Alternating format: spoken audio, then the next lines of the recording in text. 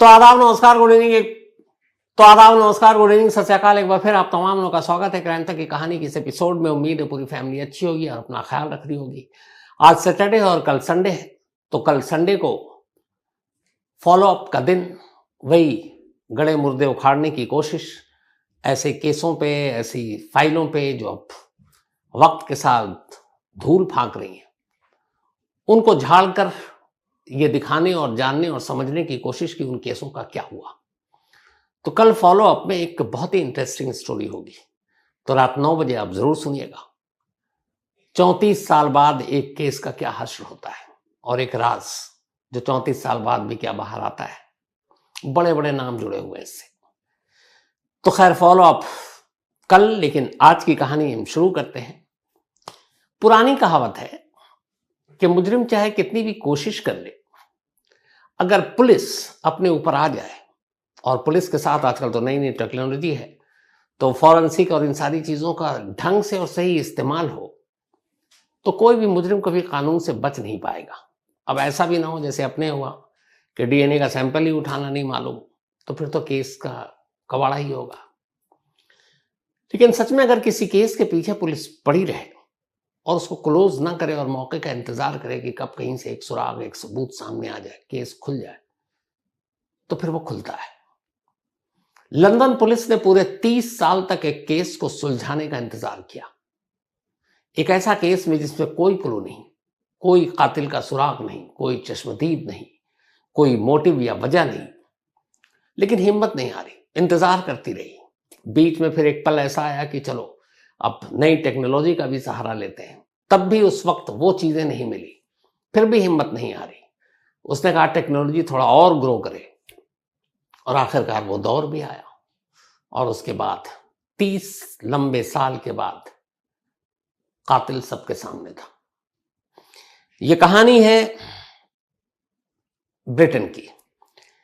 Westminster इलाके में मारिया कॉपेल नाम की एक महिला रहा करती थी।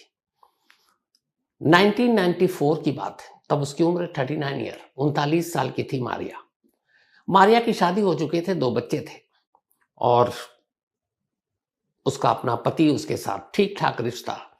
तो वो कभी ऐसा नहीं कि लड़ाई झगड़ा या कुछ, लेकिन मारिया अलग रहती थी और वीकेंड पे, सैटरडे और संडे को वो अपने पति के पास जाया करती थी और उसके साथ वक्त गुजारा करती थी और फिर वापस आ जाती थी। मारिया के 2 बच्चे थे, लेकिन दोनों बच्चे माँ बाप के पास नहीं रहते थे। असल में मारिया के पेरेंट्स कोलंबिया के रहने वाले थे और उसके दोनों बच्चे अपने नाना नानी के पास पल रहे थे। मारिया यहाँ काम करती थी, पति के साथ थी, खुश थी, और बीच बीच में जो भी वो पैसे कमाती अपने माँ बाप के पास अपने बच्चों के लिए भेजा करती थी। सब कुछ ठीक चल रहा था रूटीन के हिसाब से। मारिया 5 दिन काम करती, फिर 2 दिन अपने पति के पास उसके घर चली जाती, फिर वापस आती और वेस्टमिंस्टर में अपना काम करती और रहती। बीच में पैसे कमाने के लिए मारिया कुछ कुछ वक्त के लिए एक सेक्स वर्कर के तौर पे भी काम किया करती थी। ये बात उसके पति को मालूम थी, लेकिन उसका पति ये भी जानता था कि वो बहुत मेहनत करती है और अपने बच्चों के लिए बहुत फिक्रमंद है। पैसे और कहीं से मिल नहीं रहे हैं, अच्छी जॉब नहीं है, तो माँ बाप, बुजुर्ग माँ बाप और बच्चों के लिए उसने ये भी कुर्बानी दी। सब कुछ ठीक चल रहा था। इसी दौरान में हुआ यह कि 1996 8 अगस्त की तारीख थी। मारिया का जो हस्बैंड था, उस वीक मारिया हमेशा पाबंद थी आने की। सैटरडे, फ्राइडे और सैटरडे को साथ रहती थी, संडे लौट जाती थी। लेकिन 8 अगस्त को मारिया आई नहीं उसके पास। उसे लगा कुछ हुआ होगा या कोई काम हो गया होगा, तो खैर उसके बाद वो अपने काम में बिजी हो गया। लेकिन 2-3-4 दिन बीत गया, मारिया का कोई कांटेक्ट भी नहीं, कोई फोन भी नहीं, कुछ नहीं। अब उसे थोड़ी फिक्र होने लगी। करीब 8 दिन बीत गए जब उसने कहा कि चलो शायद आ जाएगी। नेक्स्ट फ्राइडे भी जब आ गया और मारिया नहीं आई, लगातार ये दूसरा वीक था, तब मारिया के हस्बैंड को चिंता हुई। इसके बाद वो वेस्टमिंस्टर पहुंचता है मारिया के घर। मारिया के घर जब जाता है तो देखता दरवाजा खुला हुआ है। दरवाजे के अंदर जैसे ही दाखिल होता है, तेज बदबू आती है। मारिया की लाश वहां पड़ी हुई थी। उसको देखकर लग रहा था कि उसकी मौत कुछ दिन पहले हुई है। आसपास में सूखे हुए खून के निशान, धब्बे थे जमीन पर, और बाकी घर में ऐसी कोई लूटपाट नहीं थी। बदहवास मारिया के पति ने फौरन पुलिस को खबर किया, पड़ोसी भी आए, पुलिस आई। पुलिस ने अब एक मर्डर का केस दर्ज किया, लाश को पोस्टमार्टम के लिए भेजा। पता चला ये लाश कम से कम 6-7 दिन पुरानी है। अब कातिल की तलाश शुरू हुई। पुलिस ने सबसे पहले मारिया के घर की ही तलाशी ली। एक शॉपिंग बैग मिला मारिया के घर से पुलिस को। अब बहुत सारे दुकानों में जाते हैं तो वो बैग देते हैं जिसमें आप अपना सामान खरीदा हुआ रख कर ले आते हैं। आजकल तो उसके पैसे भी ले लेते हैं कई जगह।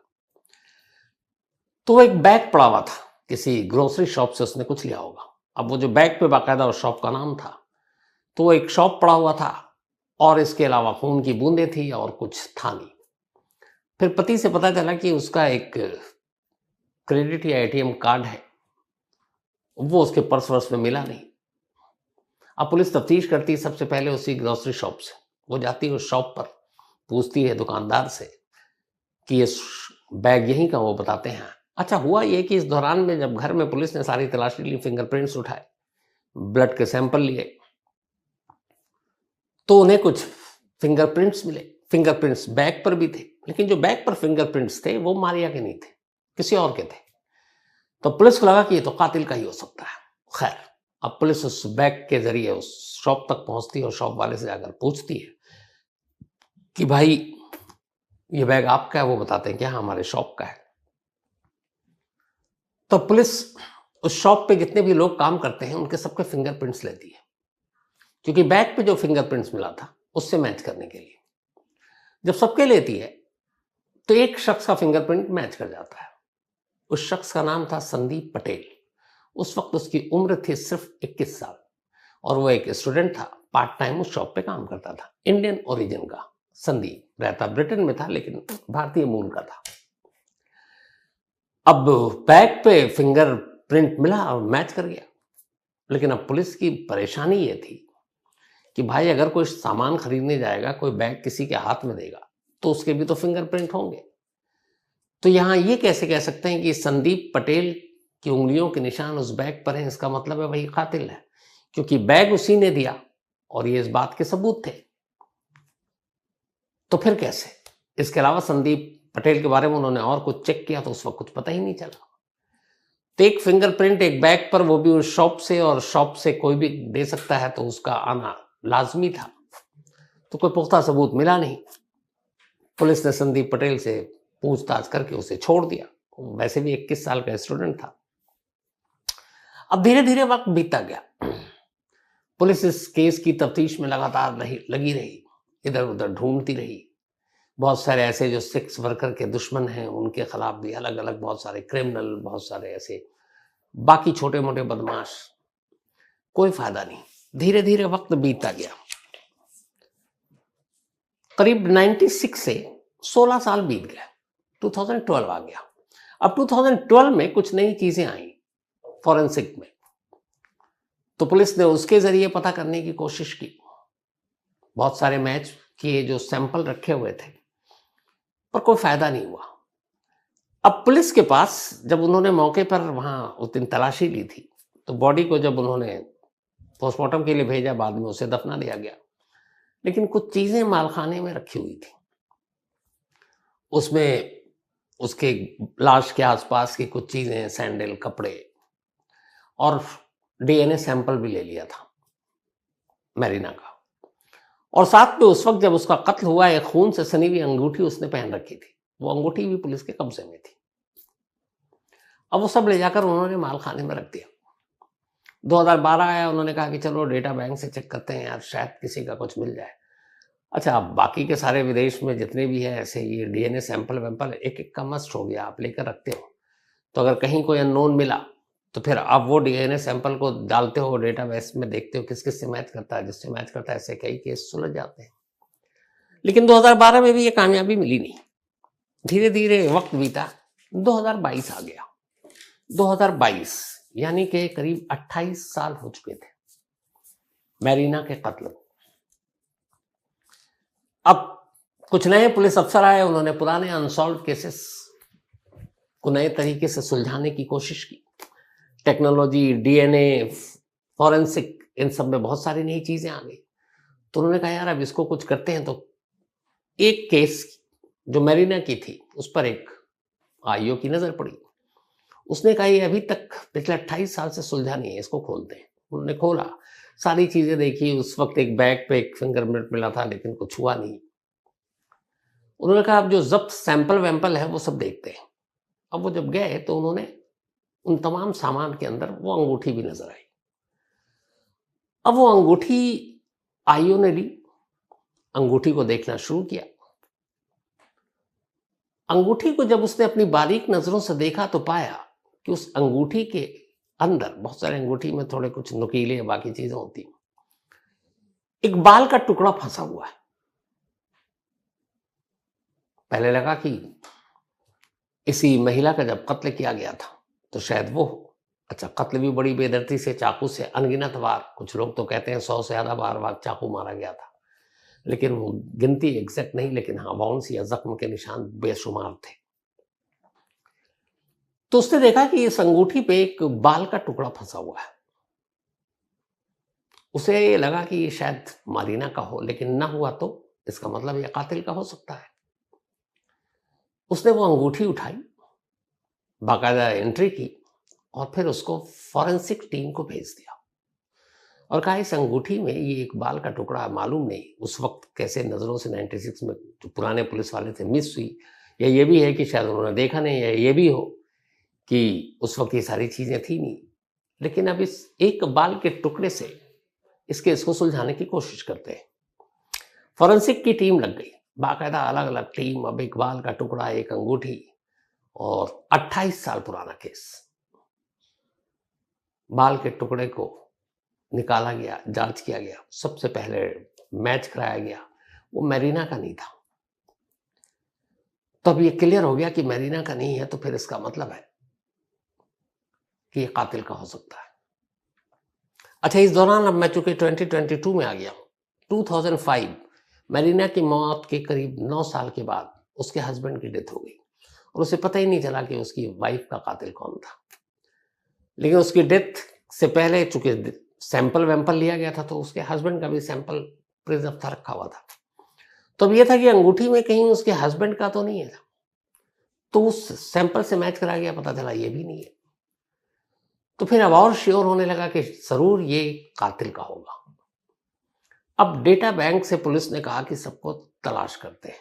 फिर उस आईओ ने पुरानी फाइल खोली कि इस केस में सस्पेक्ट कौन कौन था, किस किस के ऊपर शक गया था। तो पूरे इंग्लैंड का डेटा बैंक खंगालने से पहले जो शॉर्ट लिस्टेड है उन्हीं का ट्राई कर लेते हैं, जो भी 2, 4, 5, 6, 10 हो। तो पता चला कि नहीं, इसमें सस्पेक्ट तो इतने है ही नहीं, सिर्फ एक था, और वो था उस ग्रोसरी शॉप का एक लड़का जिसकी उंगलियों के निशान उस शॉपिंग बैग पर मिले थे, जिसका नाम संदीप पटेल था, जो 21 साल का लड़का। अब लेकिन इधर 28 साल हो गए, तो 28 साल का लड़का जो है 49 साल का आदमी हो चुका था। खैर, अब चूंकि संदीप से पूछताछ हुई थी, संदीप का भी सारा रिकॉर्ड में मौजूद था, डेटा वेटा सब कुछ, डीएनए का। पुलिस ने कहा कि बाकी इंग्लैंड को छोड़ो, पहले इसी से मिलान करके देखते हैं, क्योंकि ये केस में सस्पेक्ट के तौर पर आया था लेकिन सबूत नहीं थे। बैग उसी ने खरीद कर दिया था तो उसके उंगलियों के निशान उस पर आना लाजमी था। तो उन्होंने उस अंगूठी के बाल के टुकड़े का मिलान संदीप पटेल के डीएनए से कराया और जैसे ही कराया रिपोर्ट मैच कर गया। पता चला अंगूठी में फंसा यह बाल का टुकड़ा किसी और का नहीं बल्कि उसी संदीप पटेल का है। अब बैग पर उंगलियों के निशान, संदीप पटेल के इस डीएनए का मिलान, एक चीज तो पुख्ता हो गई कि चूंकि उस वक्त अंगूठी मेरीना ने अपनी उंगली में पहन रखी थी जब उसकी मौत हुई थी, तो इस उंगली में उसके बाल की मौजूदगी इस बात का यकीन दिला रही थी कि ये वहां था। अब ये दो बड़ी पुख्ता चीज थी साइंटिफिकली। फौरन पुलिस ने कहा कि संदीप पटेल को उठाते हैं। अब पहले तो उसको तलाश किया गया, उसने जगह बदल लिया था, लेकिन फिर भी मिल गया, क्योंकि 30 साल बल्कि 28 साल हो चुका था, वो भी इस केस को भुला चुका था। अचानक पुलिस पहुंची और संदीप पटेल को उठाकर लाती है। उसके बाद वो इनकार करता है, लेकिन उसे वो दस्तावेज सबूत दिखाया जाता है जिसको दुनिया का कोई भी मतलब कोई भी अदालत मना नहीं कर सकती, क्योंकि ये झूठ नहीं बोलते, जो डीएनए की रिपोर्ट है। इन सारे सबूतों को अदालत के सामने पेश किया गया। मुकदमा चला, 2022 से 24 आ गया। लास्ट फ्राइडे यानी कि 18 फरवरी को लंदन की एक कोर्ट ने अपना फैसला सुनाया और संदीप पटेल को उम्र कैद की सजा सुनाई। 21 साल की उम्र में उसने यह कत्ल किया था और आज 21 साल की उम्र में कत्ल करने के बाद 28 साल वो आज़ाद रहा, फिर पकड़ा गया और अब 51 साल की उम्र में वो बाकी की उम्र की सज़ा काटने के लिए जेल पहुंच गया है। अफसोस की बात यह है कि ये कातिल जो है संदीप पटेल भारतीय मूल का, ब्रिटिश मतलब वहीं रह रहा था और लास्ट तक ये केस खुल चुका है। संदीप को उम्र कैद की सजा हो गई, लेकिन आज भी ये नहीं मालूम कि संदीप ने मेरीना का कत्ल 8 अगस्त 1994 को क्यों किया था। क्या वजह थी जो उसने दर्जनों चाकू से उस पर वार किया था। ये मोटिव अभी तक कत्ल की सामने नहीं आ पाई कि असली वजह क्या थी। हो सकता आने वाले दिनों में आ जाए, लेकिन अभी सजा हो चुकी है, लेकिन कत्ल की वजह अब भी पर्दे में है। तो आज कहानी में इतना ही। अब आपसे मुलाकात होगी कल, एक तो संडे फॉलो अप में। 35 साल बाद भी एक साजिश से पर्दा क्यों नहीं उठ पाया, फॉलो अप में कल संडे को, और बाकी मंडे को तो हमारी मुलाकात रात 9 बजे होगी ही किसी नई कहानी के साथ। तो तब तक अपना और अपनों का ख्याल रखिएगा।